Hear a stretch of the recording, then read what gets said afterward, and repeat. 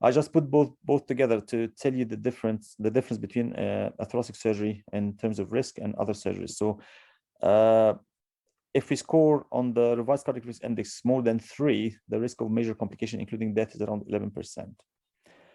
In thoracic surgery, pretty much the same factors or the same variants.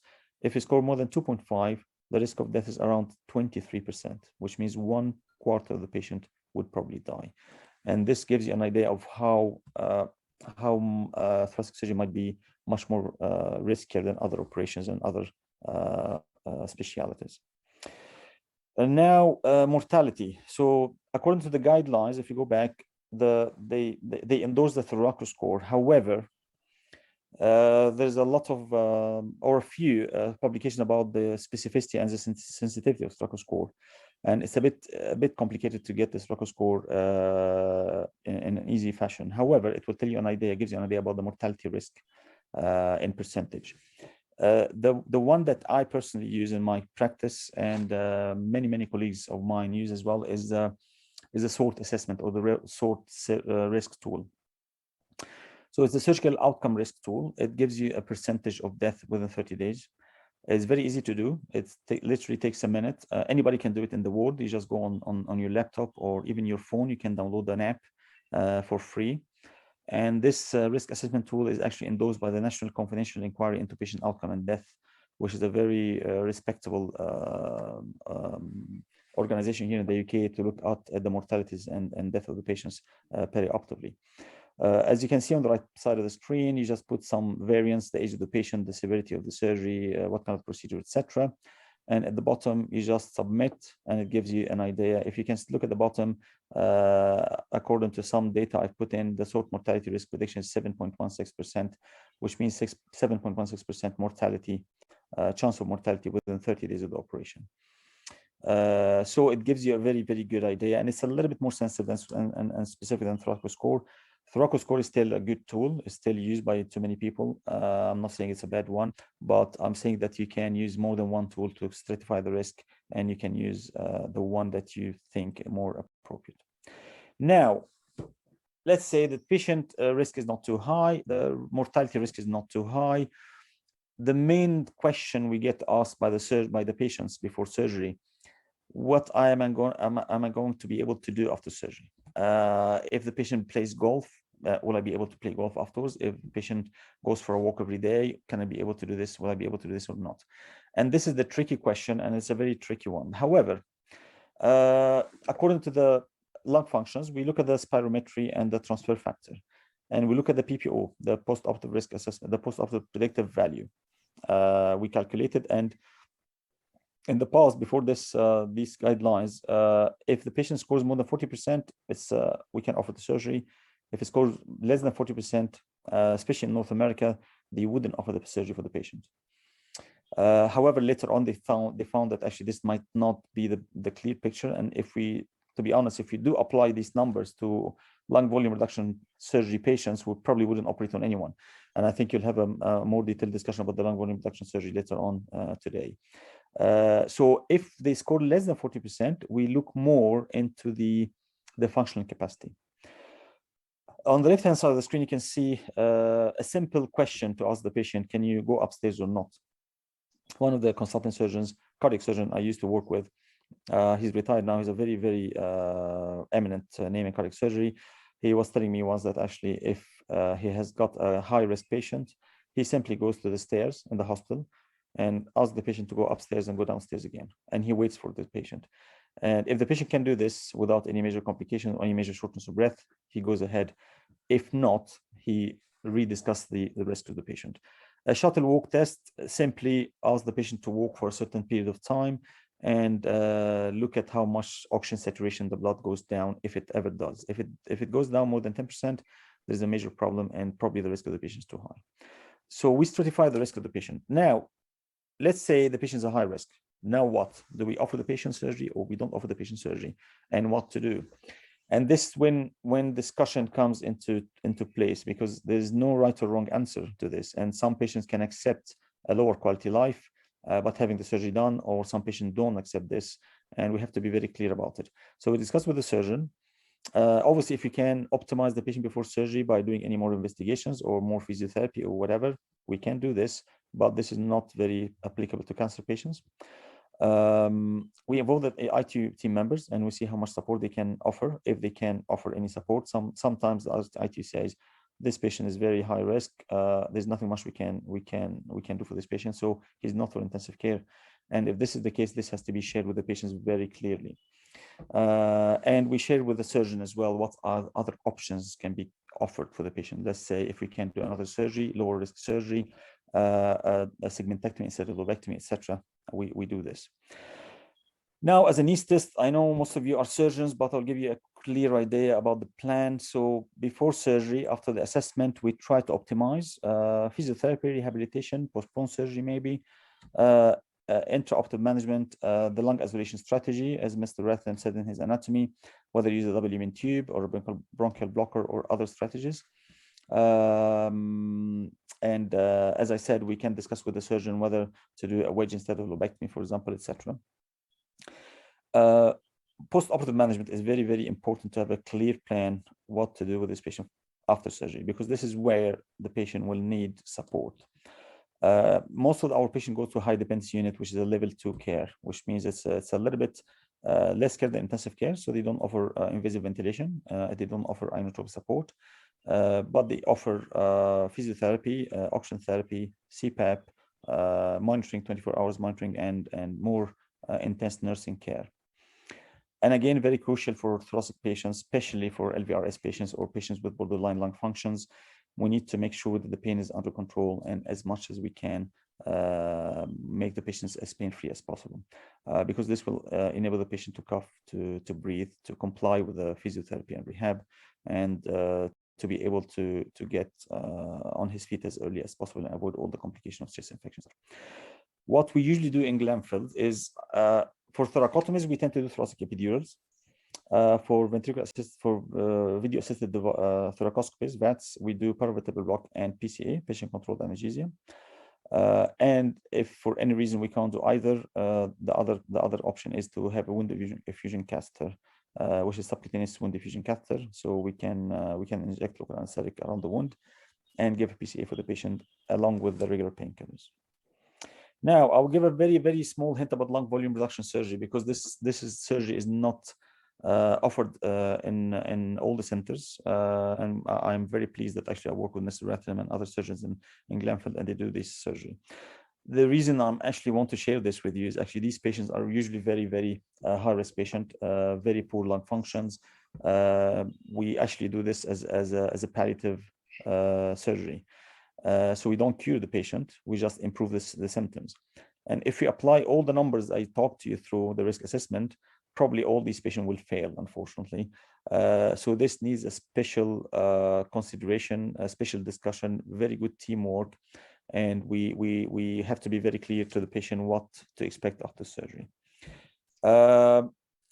We started this recently in Glenfield to operate on patients for thoracic surgery without invasive ventilation, so without positive pressure ventilation. So, for example, I mean, the CT scan on the right-hand side of the screen is probably a little bit exaggerated of what we see normally, but we can see such patients with many bulges, and I think you all agree, if we do positive pressure ventilation for such a patient, I think this patient will end up by having bilateral pneumothorax and probably tension pneumothorax, or maybe even bronchopleural fistula. So anyway, so we use now supraglottic device, which is LMAs or iGels. We leave the patient breathing spontaneously, and to avoid positive pressure ventilation. I had the pleasure to go with Mr. Rathanam to China, to Guangzhou Medical Center. I can see Mr. Rathanam is smiling because it was a very nice experience. Actually, the Guangzhou Medical Center, and the person in the middle is actually Prof. He, and the person on the left-hand side is Mr. King Ang, one of our colleagues, a surgical consultant.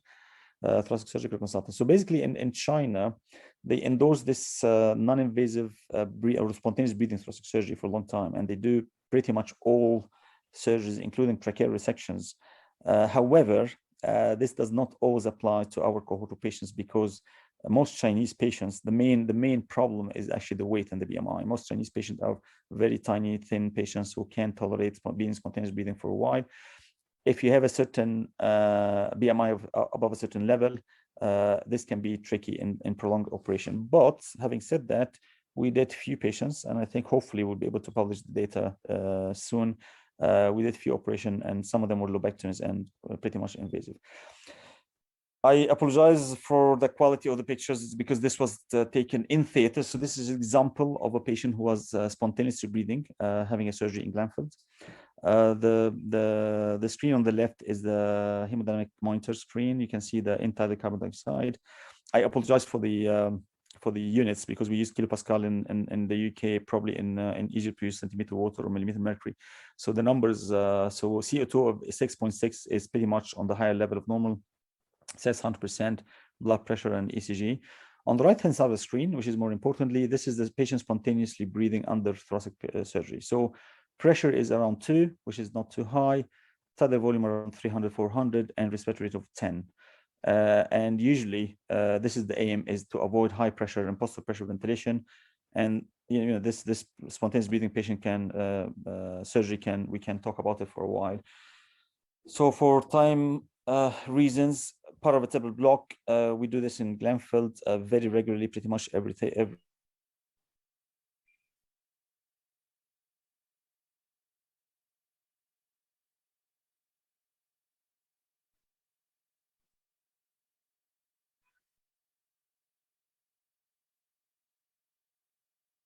it's successful, the patient is very, very well controlled, have a very well controlled pain post-operatively. Thoracic epidural, if the patient is having thoracotomy, probably is better to go for thoracic epidural. This is our policy and our trust, and we leave the catheter for up to 3 days later on. And again, this is a very useful way to control the pain. Obviously, thoracotomy versus VATS, I'll leave my surgical colleagues to talk about it in full details, but you can see that the VATS is much less invasive, and we can paravertebral block and PCA is usually more than enough for the pain control. Thoracotomy, especially if accompanied by a rib fracture, is probably epidural probably is more suitable. I'll give you a hint about the so if you go for an invasive ventilation, the two main gold standard for lung isolation is WM tube as the one on the top, or the bronchial blocker on the one on the bottom. WM tube is a gold standard. It's better control of ventilation and better lung isolation. However, I personally, in my own practice, I use the bronchial blocker mainly if the patient is difficult intubation, because WM tubes are bulkier, are a little bit more tricky to insert. We can always use a fiber optic with a fiber optic bronchoscope help. However, in case of emergency or if it's really difficult intubation, a single lumen tube, a bronchial blocker will be more than enough, as long as your surgeon is as good as mine. Right now, after surgery, I mean, we have to reflect on what we do. So morbidity and mortality is very, very important to look at what we did right, what we did wrong, whether the patient had the quality of service we wanted to give or not. And this is very important. We don't always have the luxury of the time because we are a tertiary referral system. Hospital, so we get sometimes a lot of patients from other hospitals nearby, and sometimes this is how our ENT can be as busy as this. The ambulance don't find a place to park, so that's why it can be a time restraint. At the end of the day, the aim of the pre-op assessment is to deliver the safest service possible for our patients. The patient has to be the center of our concerns, our focus. We have to include the patient decision making. We have to be as open as possible with our plans. I'll stop there. I hope we have enough time for questions. Thank you very much for listening. And I hope you come up with something useful after my talk about the pre-op assessment. Thanks.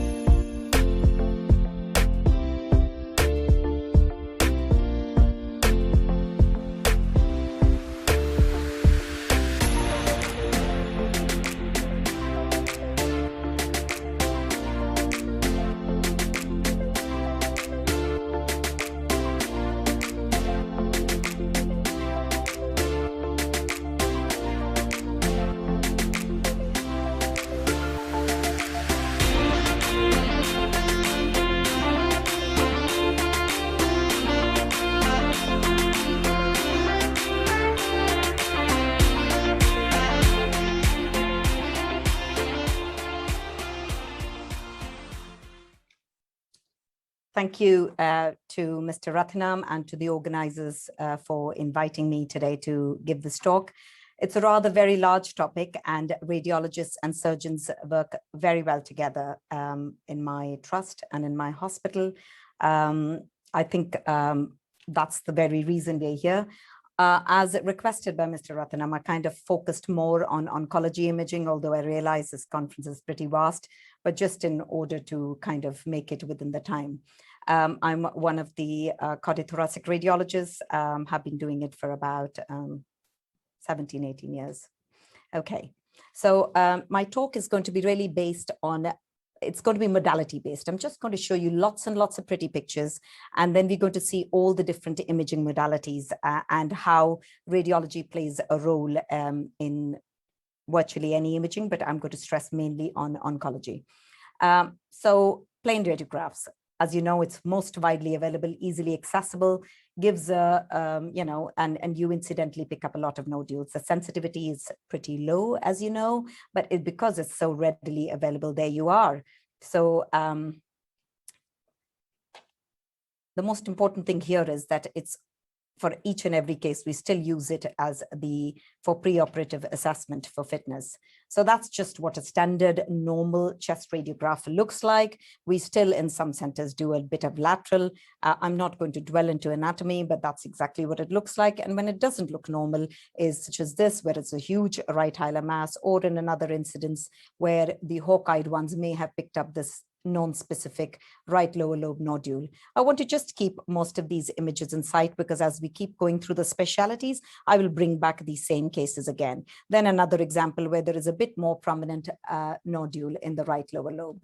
And another example, this is pretty barn door, where you see a chest x-ray on this side, whereas reconstructed coronal MIP images of CT on the other side. So you can see that there is a widening of the right paratracheal stripe, huge bilateral hilar adenopathy, and you know, that's really it, which shows again a very abnormal x-ray. Now that shows the limitation of chest x-ray. You can see this kind of nodule in the right mid zone, but when you see it on the reconstructed MIP images, you find there is a much larger subsolid nodule and a nodule even on the opposite side, which is not so well demonstrated on the CT.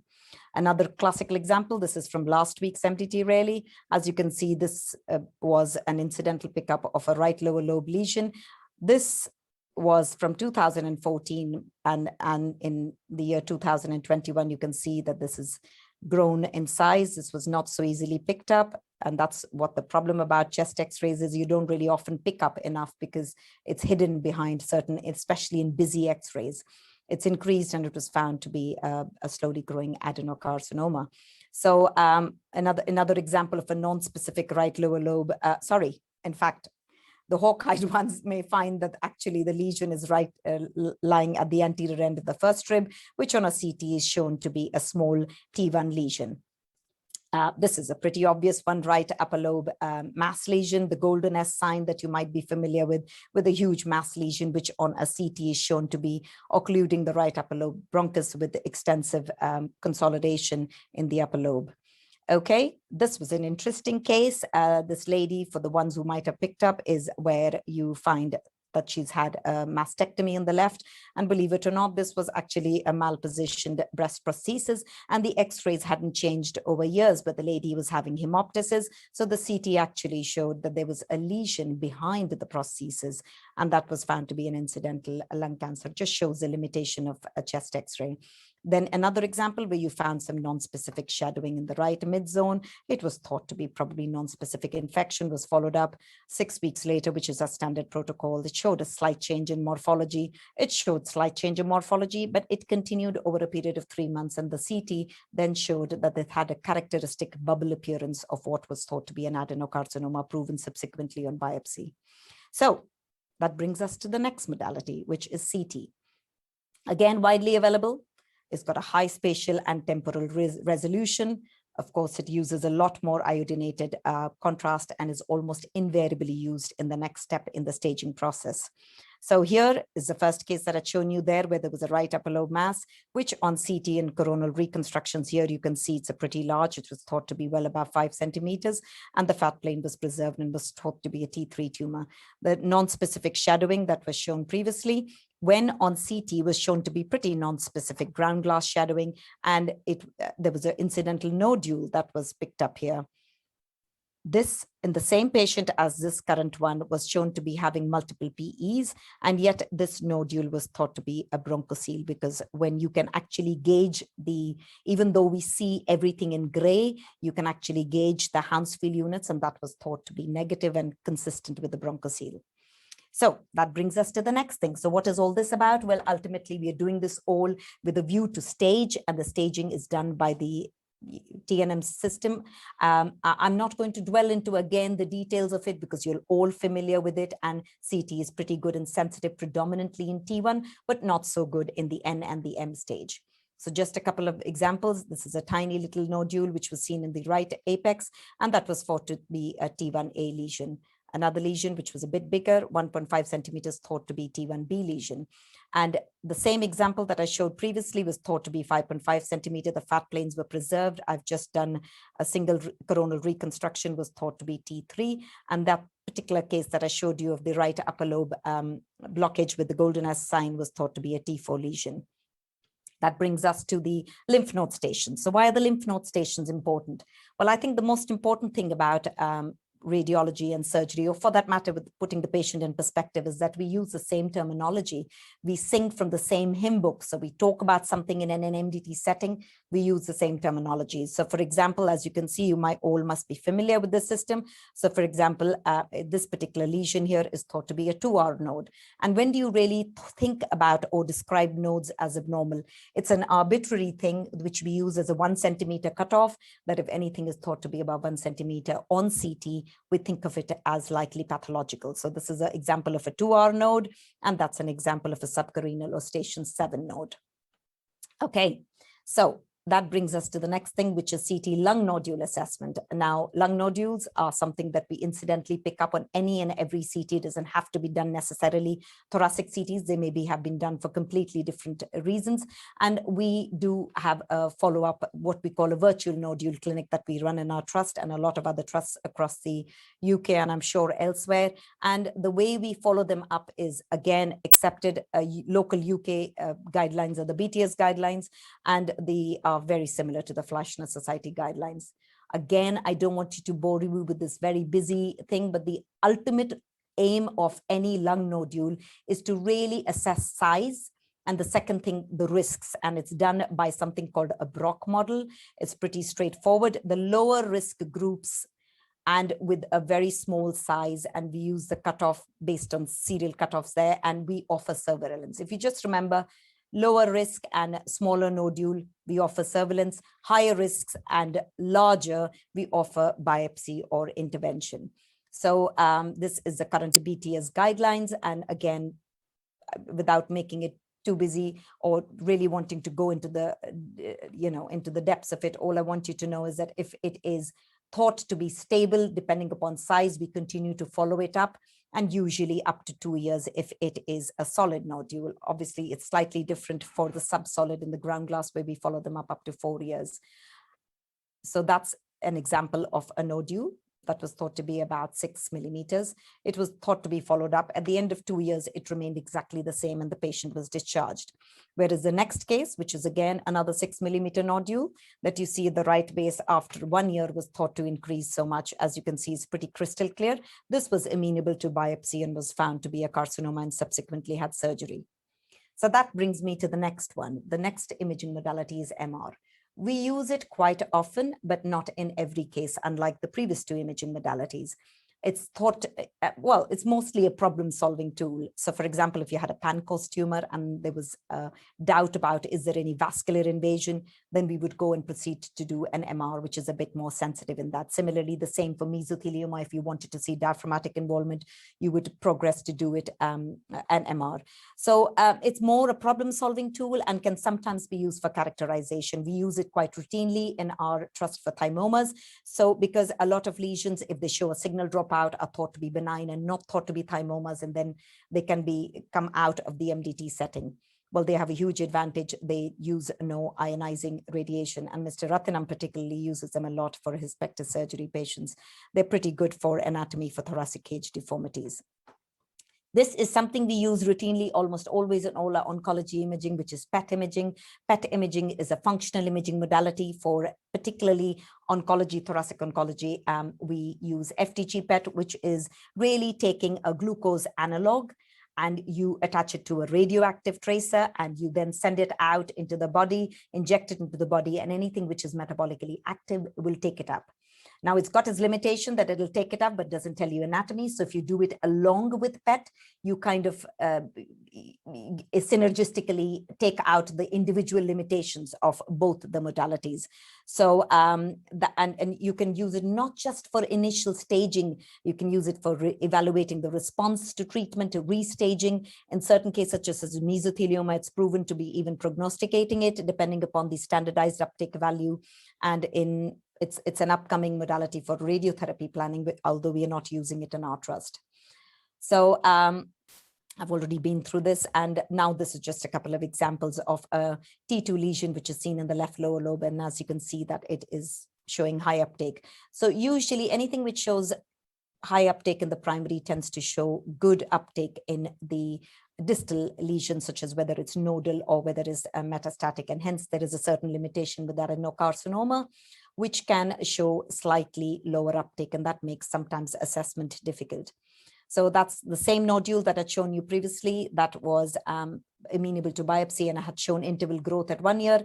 And as you can see on PET imaging, shows pretty marked uptake with no distal spread. So this was hence operated. The same case that I began with the right hilar mass lesion, was found to be a T3 on CT images, and then on PET images was found to be cavitating mass lesion. Okay, so that gives you a rough idea of all the imaging modalities that we tend to use for the preoperative workup towards surgery, or for in cases which are siphoned out of surgery. But really, radiology is a bit beyond diagnosis. It's for screening. We use it for prognostication. We intervene. It's also used in treatment and intervention. So I'll just briefly go through these. So let's talk about CT screening. CT screening is something which is up and coming in the UK, but it's all started with, all of you might be familiar with the National Lung Screening Trial, which was in USA with 50,000 participants with a 5-year follow-up. It was CT versus plain radiograph, and it showed 20% reduction in cancer mortality, which led to the Nelson trial, which is a bit more recent, which was CT versus no screening. It was with 13,000 participants, 10-year follow-up, and showed 24% reduction in lung cancer because of a lower stage at diagnosis, which currently is now in UK been shown in the lung health checks. And we've also had a pilot in 2016, and which showed a 1.7 prevalence of cancer in the participants. But here it was CT screening versus no screening. And in the NHS lung health checks, which has just recently literally been out, has shown a 2.5% cancer prevalence. So this is just, I mean, it's a really busy slide, but it's really showing the flow of participants through the screening service. I think for the benefit of time, I'm going to skip it, but really it just shows how you follow them up depending upon where you pick them up and what you think about it, whether they are positive, negative, or indeterminate.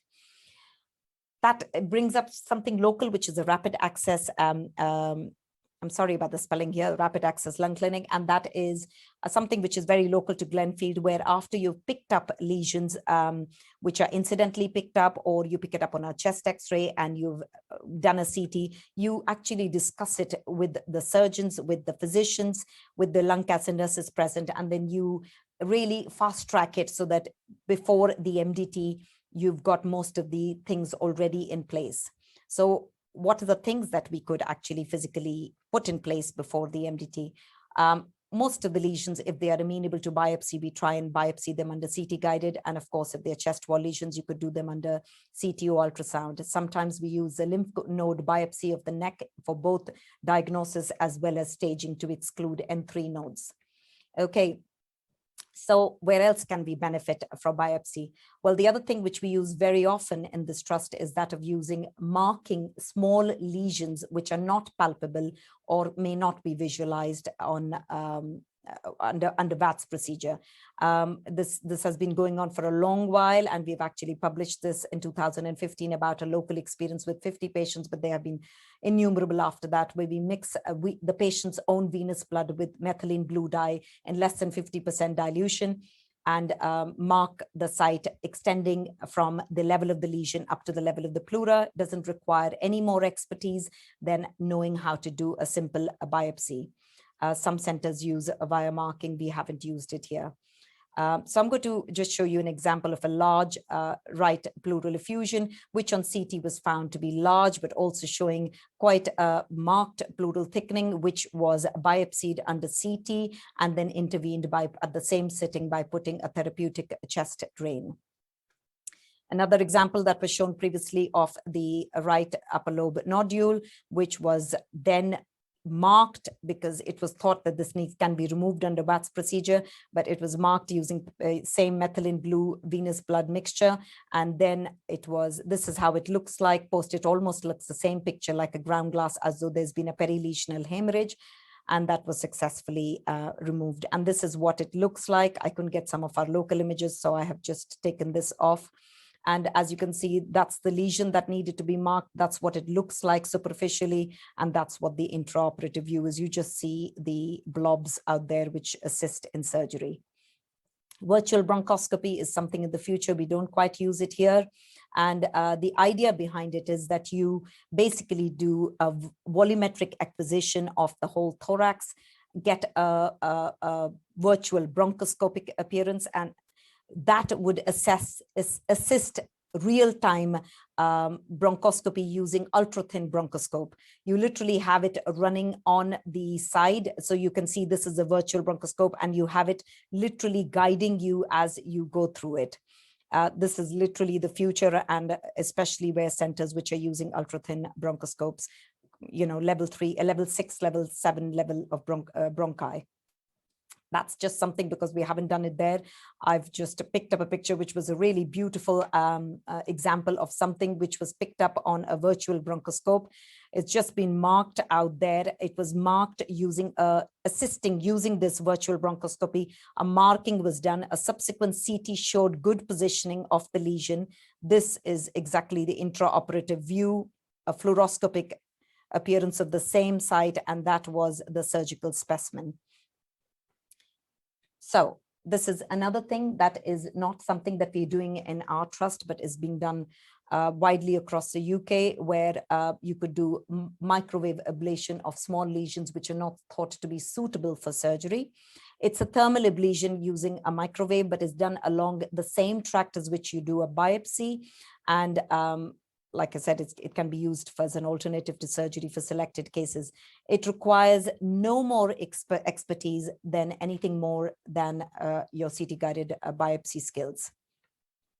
So SABRE is something that is done by clinical oncologists in our trust, but I trained in India where radiotherapy was incorporated very much as part of radiology, and hence I put it here. But the only difference with the previous slide that I showed you about microwave ablation is that you use several beams of high dose radiation, which are aimed at the tumor from different angles. And the bottom line is you basically use a CT to map the tumor location. So where do we come in terms of palliation? The two places where we assist locally in our trust is indwelling pleural drain placement and bronchial stents. Both the cases, indwelling pleural drain placement has now got a pleural clinic running as well. And in bronchial stents, you basically literally assist the surgeons by marking it, helping under the fluoroscopic guidance, pre-planning it with the CT. So I'm going to just show you a few examples of cases. Same case, if you remember from previously, where I showed a non-specific nodule in the right lower lobe, which on subsequent CT a couple of months later was shown to be significantly larger. When the CT was done, it was several PEs were seen. This is just a coronal MIP reconstructed images. The same nodule at that time, it was thought after this that we will treat the patient before doing anything further, because perhaps this is nothing but, because it's non-specific, maybe infarct. So hence a delayed 4-week CT was done, which showed, X-ray was done, which showed that the nodule was a bit larger. A subsequent CT was performed, which showed persistent of the pulmonary emboli. And then the CT at the same time showed that the nodule had actually become bigger and was spiculated, whereas on the contralateral side, there was what was confirmed to be an infarct. The same patient, you can see that by that time we had liver metastases and several bony metastases and was not thought to be suitable for surgery. This is another patient which I've shown previously, large right hilar mass, which was shown to be actually thought to be a T2 lesion, on reconstruction thought to be much bigger, T3 lesion, had a PET which shows that there is internal cavitation and is quite PET avid, which at the time of biopsy was thought to be significantly smaller, and then it was decided not to proceed with the biopsy and do a follow-up CT, and on follow-up CT, as you can see, it disappeared. So this kind of surgery was precluded really. A third case where you can see a large mass thought to be a mass lesion on CT. It's large, it's cavitating, it's spiculated, all the signs is thought to be PET avid, and subsequent CT, PET avid at that time, a subsequent pre-operative CT. We have a guideline here where anything which is outside a 6-week window prior to surgery, you repeat the CT, and on the pre-op CT, it was found to have disappeared. Same case, pre and then just prior to surgery. So I'm going to just finish this presentation by just talking about COVID, because we cannot not talk about COVID. Well, the important thing is CT is not used either to diagnose COVID because it's not thought to be as sensitive. But despite that, it's had a significant workload impact both on thoracic surgery and radiology. 2 reasons. I think there is no doubt that if COVID is found at the pre-surgical, or I would say in and around the surgical time, whether it's pre or post, you find that it's got a poor prognosis. So just locally, just at this time with this high COVID input that has happened, we have recently decided to still scan the patients just prior to surgery. And the other reason is it's got a high risk of thrombogenesis. So there has been a high request for CTPS during this time. There's no point showing what it looks like, although that's what it looks like on plain films as one of the common examples. But to be honest, it can look completely normal on chest x-rays to very, very profuse pneumonitis. This is literally just one picture, which is very commonly seen, and exactly what it looks like on CT. Really, that's really summing up my whole talk, just to give you a brief overview of the different imaging modalities that can be used and where radiologists could play a role in assisting the surgeons. So I'd like to thank you, and my biggest thank you is to one of my, believe it or not, third-year radiology colleagues who's helped me put these cases together in a very short time. And I'd like to add, he was actually a surgeon in his previous life and decided to become a radiologist. So thank you very much.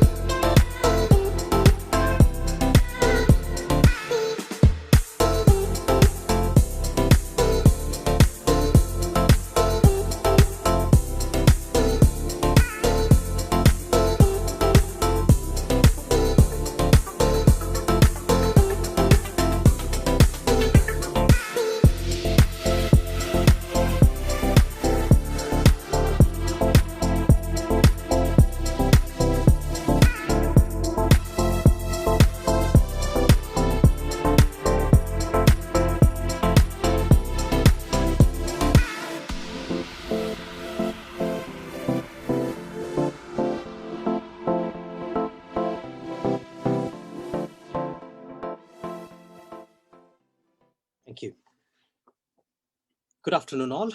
So the next talk, so we've had 3 talks on the basic principles and workup of a thoracic patient. So in the next half an hour, we will try to address a very challenging but difficult pathology, which we deal with a lot in the United Kingdom.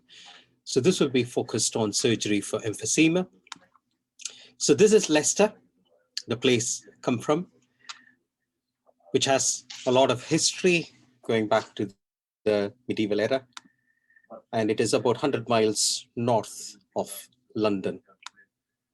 Most people know Leicester these days because we managed to lift the English Premier League Cup a few years ago.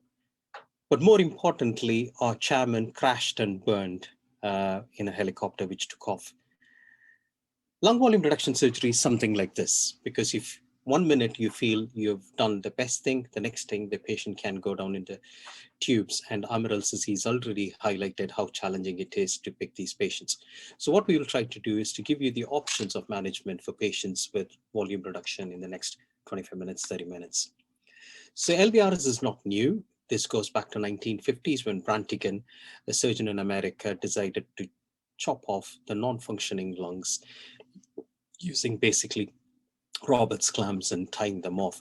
Obviously, not surprisingly, that the morbidity and mortality was quite high, so this never made it to the mainstream.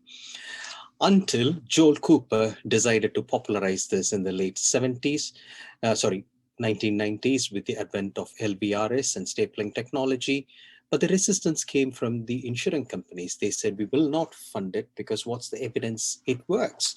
So this brought about what is probably one of the landmark trials in thoracic surgery, which is the National Emphysema Treatment Trial, wherein patients were randomized into volume reduction surgery and medical therapy. And not surprisingly, it did show that there was a benefit. However, when they did the analysis initially, all comers, there was a significantly high mortality. So they made the headlines that LVRS kills patients. But when they did the subgroup analysis, they realized upper lobe preponderant disease with low exercise tolerance got a good outcome, and non-upper lobe disease with high exercise tolerance didn't have it.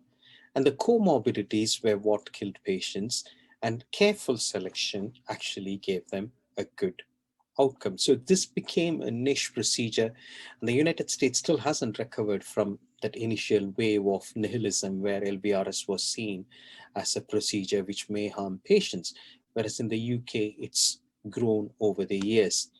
So this is just a slide from the National Audit, which was published a couple of years ago. As you can see, that's us in Glenfield Hospital, and we do pretty much way above our nearest colleagues. So we do about 150 over 3 years, and the nearest unit is the Brompton and Harefield, which have done about 90. So we do a lot of this because in our unit, this has been happening from the time when Joel Cooper introduced LVRS. So Leicester have been doing it from 1997 onwards. And the success to our program is because we work in a multidisciplinary team that includes respiratory physicians, professors in respiratory medicine, radiologists like Dr. Bajaj, the anesthetists, the MDT coordinator, and rehabilitation specialists. All of these people help us choose the patients well, and then we offer them surgery as a part of multimodality treatment, because we rehabilitate the patients, they have surgery, and then they are further rehabilitated. So this is our protocol in Leicester. So the referral comes through either through the respiratory team or the thoracic surgeons. All the radiology is reviewed by the team, and we discuss it all in the MDT. We insist they have stopped smoking, they have completed pulmonary rehabilitation, then they are offered volume reduction in one form or the other. If they're too good, we wait on them. If they are not suitable due to comorbidities, we turn them down. So the required investigations include full lung function tests, including plethysmography and ABGs. Why plethysmography instead of gas dilution? Because plethysmography allows us to volume map the trapped air, that is the residual volume, accurately as opposed to gas transfer dilutions. We do a CT scan. Of late, we incorporate CT reconfiguration using Stratex, which helps us define the volumetry, the density of the lung parenchyma, but more importantly, the fissures. I talked about the fissures in the anatomy talk earlier on. The fissures become paramount when we are thinking about a non-surgical management in these patients using endobronchial valves. We also get a quantitative perfusion scan to see what is the area which is perfused and functioning versus what is not. And finally, the heart is attached to the lungs. So we need to see that the heart's in good nick by echocardiogram, which always is challenging in these patients because of the hyperinflated lungs. So they may require an MRI as appropriate. So that's just a CT. You've seen a flurry of images earlier on. Upper lobe preponderant emphysema. On the right is the perfusion scan, which shows that area does not have any perfusion. So if I decide to remove this, it will offer the patient more volume for the normal lung to expand and make their quality of life better and oxygenation better. So this is the process map of patients, VQ scan, PFT, high resolution CT and ABG. They're seen and they are then allocated from early 2015 onwards to an endobronchial valve or surgical volume reduction. So we've always been doing keyhole volume reduction in Leicester. That's now also offers endobronchial valves. So the selection criteria is a patient obstructed? If the FEV1 is between 20% and 40%, they meet criteria. Is there distension, that is residual volume of greater than 250% and a total lung capacity of greater than 120? Is there destruction affecting gas transfer? So we aim to have a DLC of at least more than 25%. And there is heterogeneous target as dictated by the HRCT and Q scan. The surgical strategies in the olden days used to be a sternotomy and bilateral volume reduction, thoracotomy and volume reduction. So that is how the lung is once you've resected it. But off late, it's VATS progressing from 3-port VATS to these days a single port VATS. So you get a very good view. You get all the dissections off and you take the apices on the left and right for the upper lobe preponderant disease. We use the arch of aorta as a benchmark on the left side and the azygos on the right side. So on the left side, you see a single port VATS. So all the instruments go through that small port and you get a boomerang shaped lung, which is removed, allowing the rest of the lung to expand.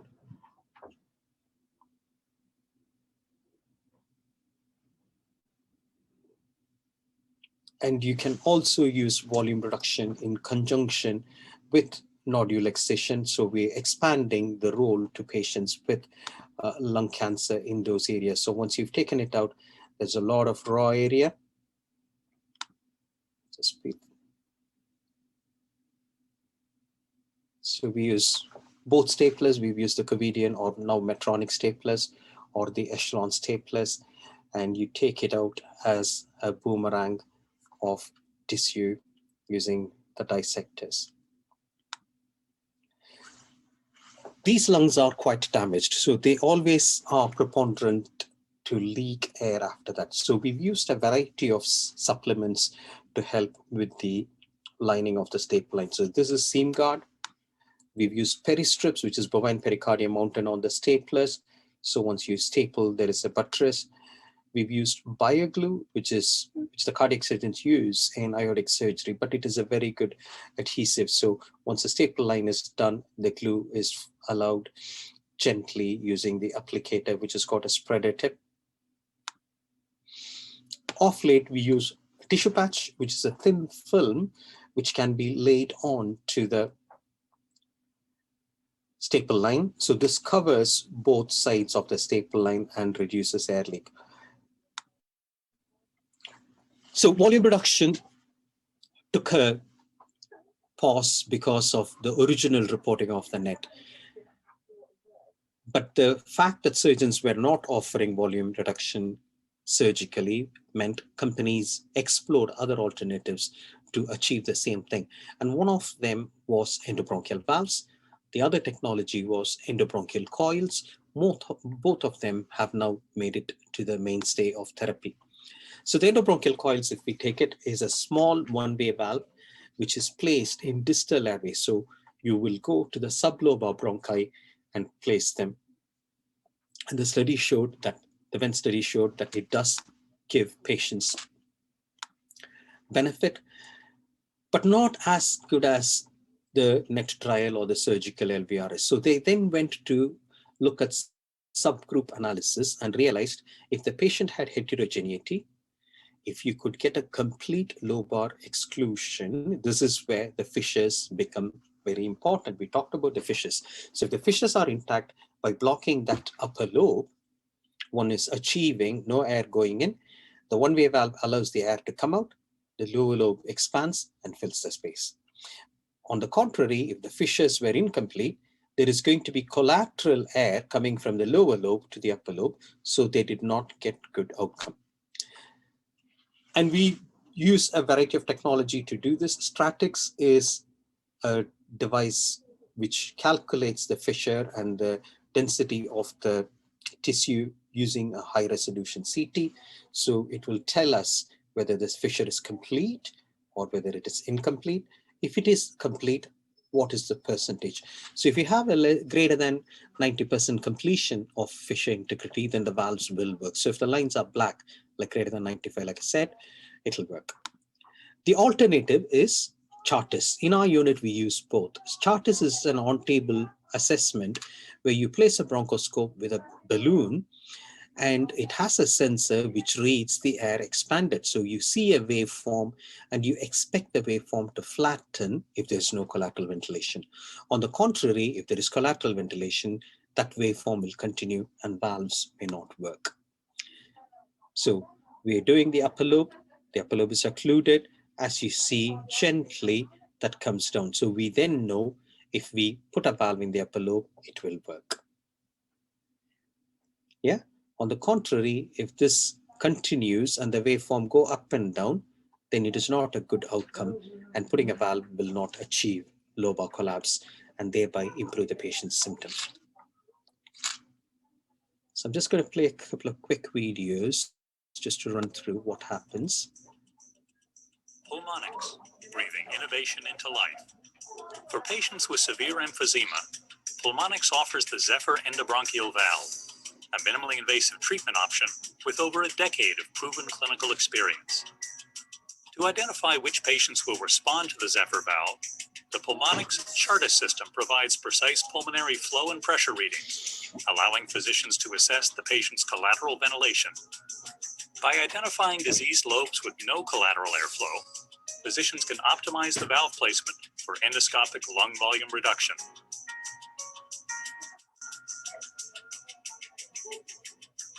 Targeting the diseased lobes with no collateral airflow, the Zephyr endobronchial valve is the first choice in treatment for patients with severe emphysema.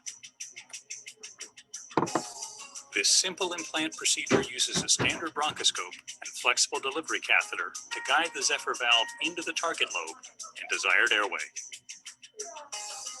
Once deployed, the self-expanding valve conforms to the bronchial wall and creates an airtight seal. The Zephyr's one-way valve prevents airflow into the diseased portion of the lung while allowing trapped air and fluid to escape. During treatment, several Zephyr valves may be placed in the diseased lobe. The valve can be easily removed, if necessary. By controlling airflow, the Zephyr valve reduces the volume of the diseased lobe, allowing the healthy lobes to expand and function more efficiently. Additionally, the diaphragm returns to its natural shape, improving breathing mechanics. The Pulmonx solution is the cornerstone therapy in So these are a few patients where we've used endobronchial valves. As you can see, this is a treated left upper lobe. This is another patient, different patient with a treated right upper lobe, where you can see the upper lobe collapses. That's the middle lobe there, and the lower lobe just moved up. And that's the diaphragm, which is now risen. Normally, the diaphragm would be here, flattened out. And these are the indications and the do's and don'ts when it comes to case selection, because you want a patient who has emphysema with a complete fissure with no collateral flow, meeting the criteria which we said. On the contrary, if there's lots of fibrosis, incomplete fissure, bronchiectasis, pleural pathology with adhesions, and more importantly, there is a nodule there, then it's probably not an ideal patient to be valving. So we need to be careful which therapy we choose on the basis of the patient we operate. And let's not forget, we need to take into consideration what is the cardiac comorbidities of these patients, as these may have a bearing in the final outcome. But more importantly, in my anesthetist offering the patient a general anesthesia. So the other alternative is a therapy wherein you use small nitinol preformed coils. So in this technology, we do not cut away any tissue like keyhole volume reduction.